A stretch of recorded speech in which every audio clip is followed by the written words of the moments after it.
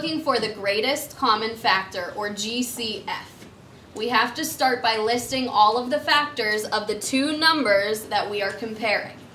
What do I do first? Ella. You would do 1 times that number. Very good. So I list 1 times the number 15.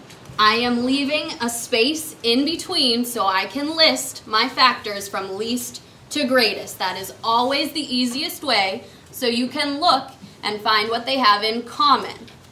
What do I do next? TJ. The next factor. The next factor that's closest to 1. Okay, what would that be? 3. Good. 2 does not go into 15. It is not an even number. But 3 times 5 gives us 15. Now, to be sure that I have listed all of my factors, I'm going to connect them to show which numbers go together. 1 times 15 gives us 15. 3 times 5 gives us 15. How do I know that I've listed all of my factors? Isaac. Because they're all connected. Very good. They all have a match. Okay, I'm not missing anything because all of my factors have a match. So now we move down to 45. Again, what is my first step when listing factors? Zoe. Do 1 times 45. Very good. 1 times the number, so 1 and 45. I leave a space so I can continue to list in order from least to greatest. Is 2 a factor of 45? Emma. No. Why not? Because it's not even. Very good. This is not an even number, so 2 is not a factor. Is 3 a factor?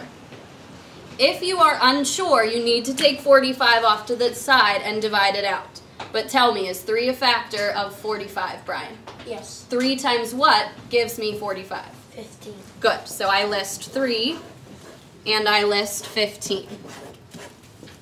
Okay, now I keep moving. I have to think, is 4 a factor of 45? Shake your head, yes or no? No. No, it is not. Is 5 a factor of 45, Johnny? Yes. How do you know that? Because 9 times 5 is 45. Good, because we know our basic facts, or we think of our divisibility rules. Anything that ends in 5 is divisible by 5. So now I list 5 times 9. Now I need to think, is 6 a factor of 45? Is 7 a factor? Is 8 a factor? Are any of those factors of 45? Maya?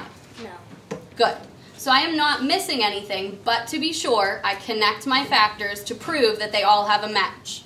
So 1 times 45 is 45, 3 times 15, and 5 times 9. Because they all have a match, I know that I am done.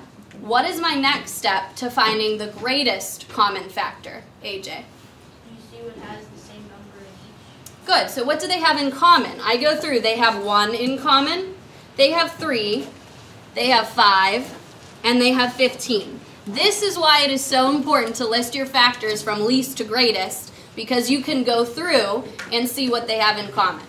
So looking at all of my factors they have in common, I need to find the greatest common factor. What is the greatest common factor, 5th grade? 15. Very good. Thank you.